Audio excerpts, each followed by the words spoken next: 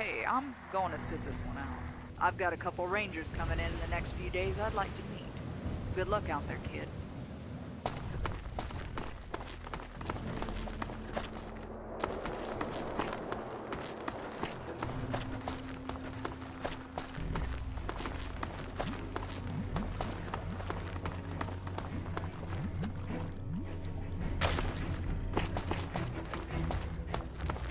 Sir.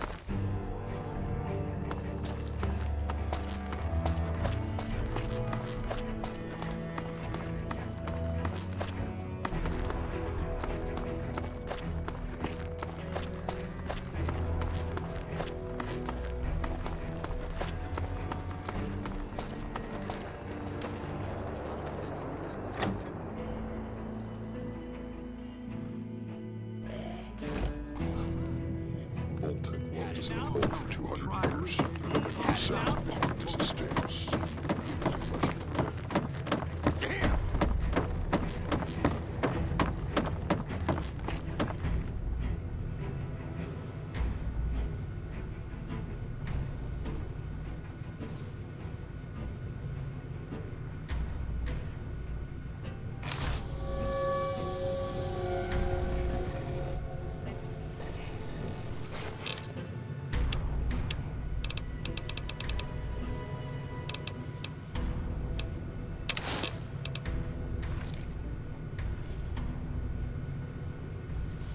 What in the hell happened out there?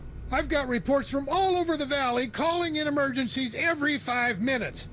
People are talking about demons and mutants swarming over half our territory. Did you have something to do with this? Super mutants? What in the hell are you talking about? There's no way they could have an army of that size. They're sterile! Holy Hannah! What in the flying fuck do you mean, not anymore? The NCR has had super mutant soldiers in our units for over 100 years. The whole thing's an affront to everything we know about them. Are you telling me that the Master has returned? The myth of the Vault Dweller from Vault 13 is just that. Fiction. A fairy tale.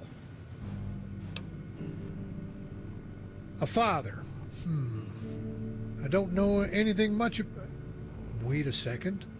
We had a big guy pass through here several years ago named Marcus. He stayed here a while on his way up to Nevada. Real preachy type. His mission here was to pick up Nightkin that had lost their way, worshipping the Father. He said he would take them away from here. I guess he only managed to grab the ones giving us trouble. It's amazing. We never thought he was right. We blew off the Father as one of their hallucinations.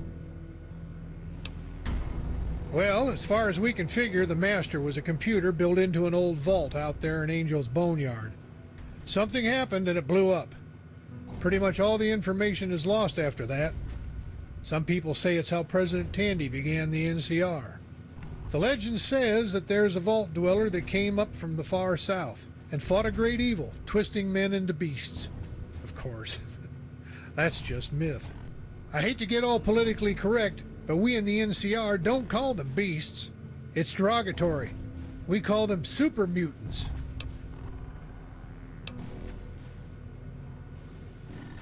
Well, as you've observed, we're in a bit of a bind. I can't officially organize an NCR military outfit to launch an assault on a group by race. Well, we'll have to wait until they strike us, per congressional doctrine. Even then, I can't authorize an official military response against their kind. But then again, you're still not NCR. You're my magic 8-ball, and I may have a solution for you. One that you may or may not like.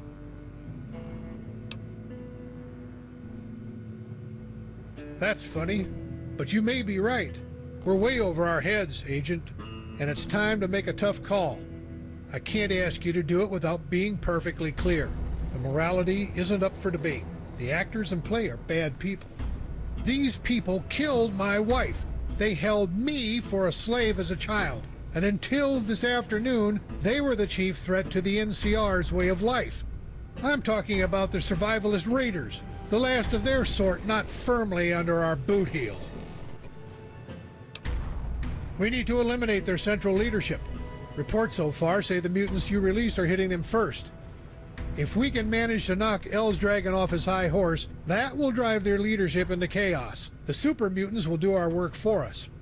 If you can get into Athens, you can kill L's Dragon and get out while the mutants are attacking their main gate. Normally it would be, but remember, we're talking about a separatist faction in an illegal state outside the NCR. He's not a citizen. And the last time I checked, neither are you.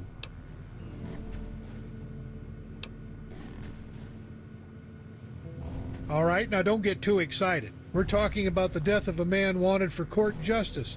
If you knowingly kill a man under warrant for arrest, the NCR can imprison you for life as a vigilante.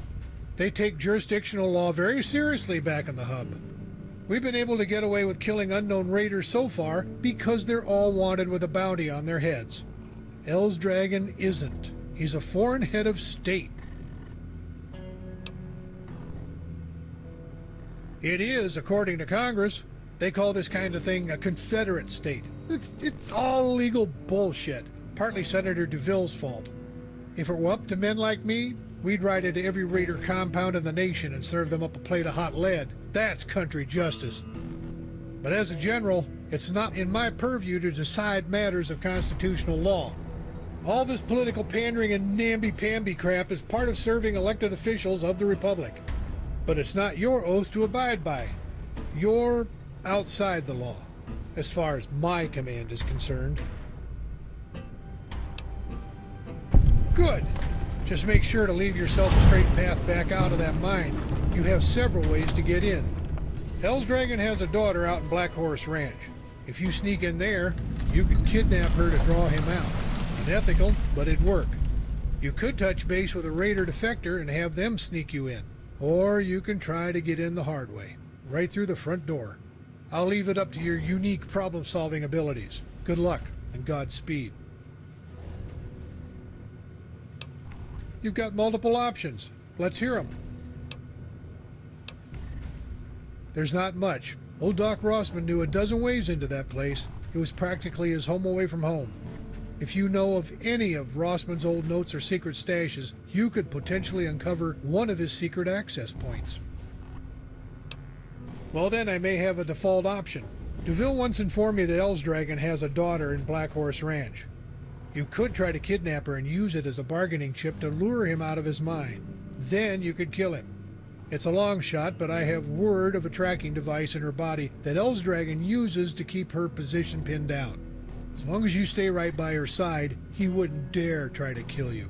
You could confront him, and that'd be it. Game over.